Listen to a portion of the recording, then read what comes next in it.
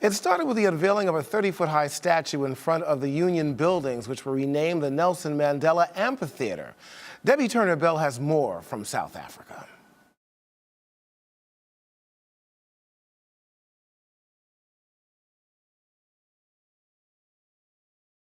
I am here in Johannesburg, South Africa, on the day after the burial of former South African President Nelson Mandela.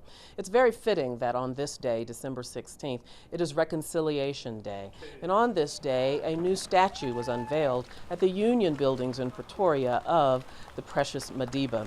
His arms are outstretched. It is a bronze-plated statue, and it stands nearly 30 feet tall. There was an official unveiling ceremony attended by the family of Mr. Mandela as well as the President of South Africa. This denotes that South Africa is now a democratic country. He is embracing the whole nation. He's advancing to the nation to say, let us come together.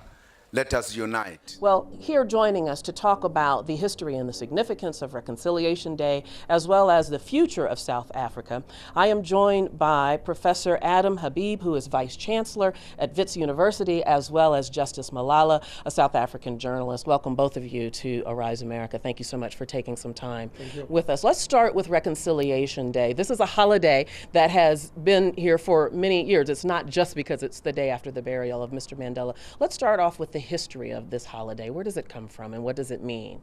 Well, this day for me has always been very divisive. I grew up in the 70s and 80s here in South Africa with people always referring to it in terms that it was basically a holiday for the whites. It was called Dingaan's Day, it was called the Day of the Vow, and it goes back to 1838 when a massive battle between the Zulus and the Voortrekkers, and that's when the Voortrekkers defeated at the Battle of Blood River the Zulus, and so it's always been seen, particularly by the Afrikaner community in South Africa, as the day when they vowed that this is their land and so forth. And then came Nelson Mandela, and this is a day that came to symbolize. Let me step back a bit. By the way, in 1961, this is the day when Nelson Mandela and his comrades launched the armed struggle against the apartheid government. And so it came to be seen by many of us as a day in which black South Africa and progressive South Africa stood up against apartheid. So it's always been very divided. But Nelson Mandela came out and the new government said, this is a day that we bring all of us together, and that's how it became Reconciliation Day. Can you give a comparison, Dr. Habib, to this holiday in South Africa and perhaps one of the holidays that we celebrate in America so our viewers will understand how it's observed? Well, I would see it as very much as like Thanksgiving. You know, Thanksgiving had a particular interpretation. It was really an interpretation for white settlers in the United States. And what it eventually evolved into is a celebration that all Americans participate in. The holidays evolved, and that's what has happened here.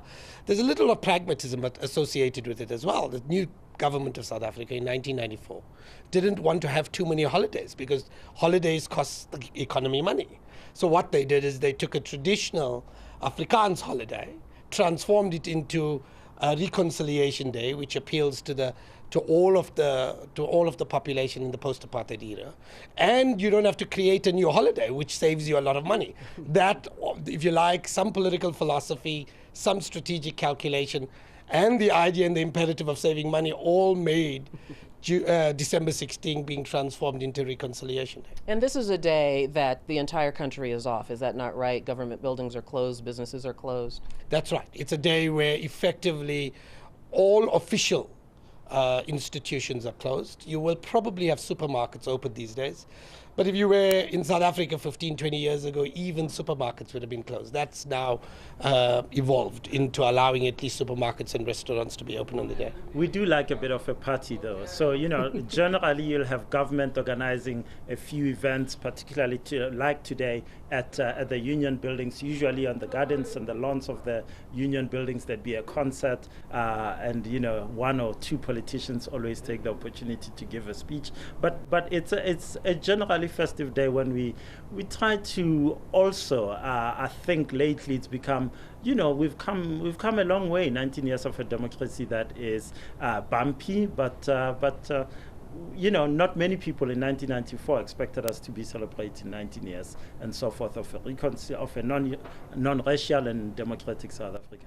Well, speaking of a bumpy road, there's been so much conversation over these last 10 days of mourning about where South Africa goes from here forward without Madiba, where the ANC goes without Madiba. So let's talk a little bit looking forward, what the future is. First of all, is the future of the country with the ANC? Well, it is with the ANC. The ANC is the ruling party. It still receives at least 66% of the vote. The opposition party in national elections sits at 16% the last elections, and at local government elections stood at 24%. So the ANC is by far the most dominant ruling party, and at least for the foreseeable future, is the player in the political player in town. The big question is, it's not going to be as easy for the ANC as it has been in the past. There clearly are major challenges emerging within the ANC. It is a ruling party that is riven with factions. It's really seriously divided.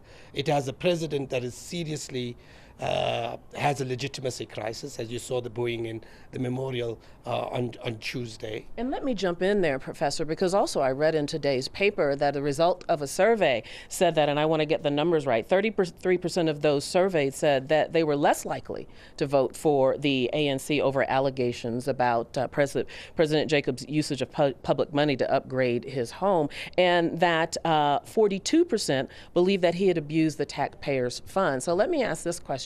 Are the challenges that face the ANC, and this is for both of you or either of you, are the challenges that face them about internal leadership, perhaps about the president itself, or are there more general issues that are pressing?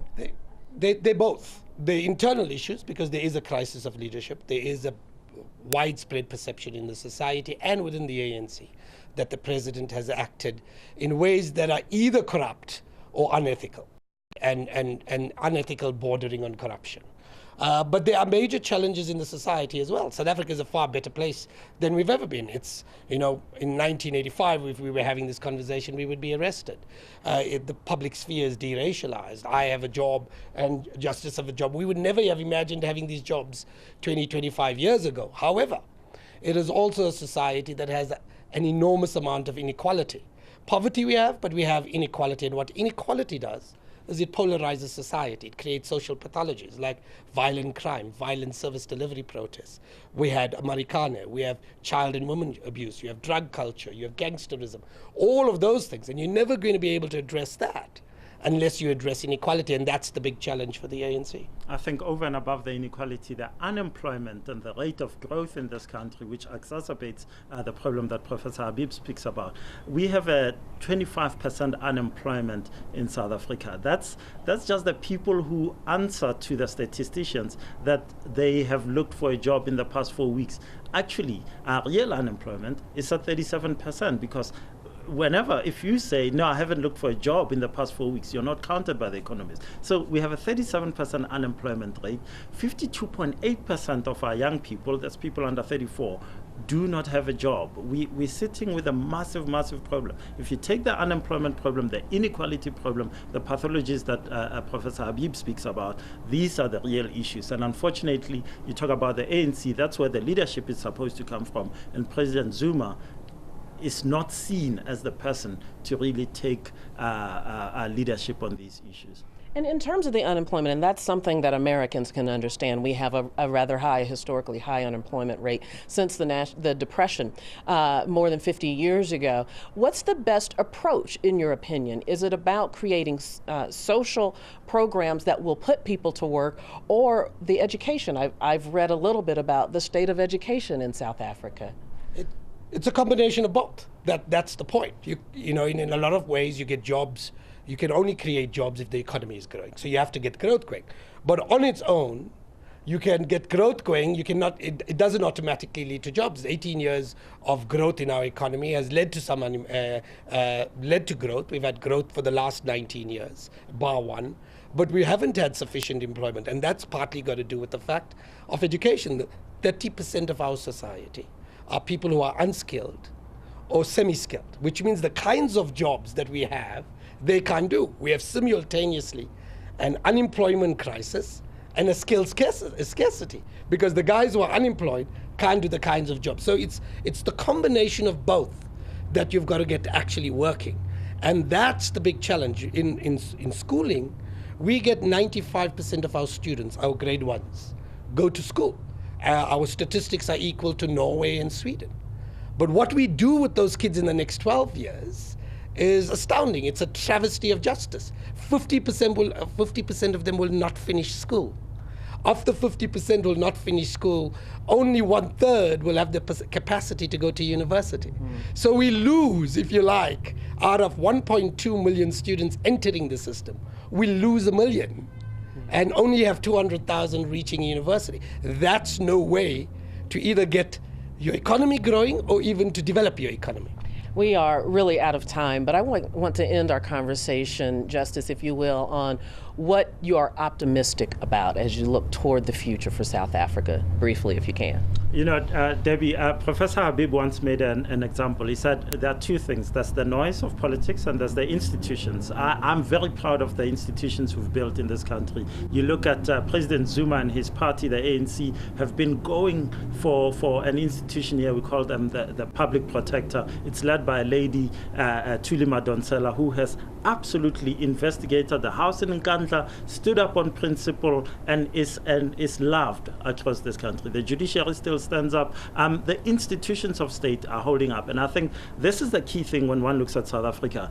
Will these institutions survive our politicians? And I think they will. And that makes me believe that South Africa will be a fantastic country in 20, 30, 40 years.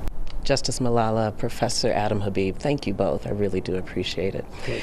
Well, before I send it back to you, I will just end with this comment. It's been 10 days of official mourning here in South Africa for the loss of the beloved Nelson Mandela.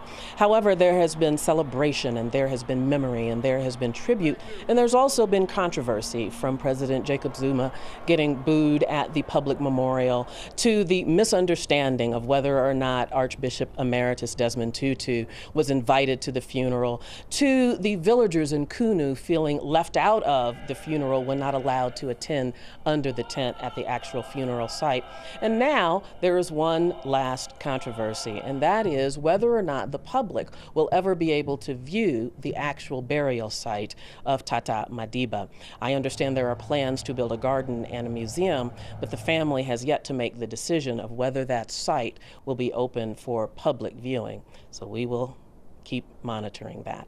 Back to you in New York. All right, that was Debbye Turner Bell reporting from South Africa.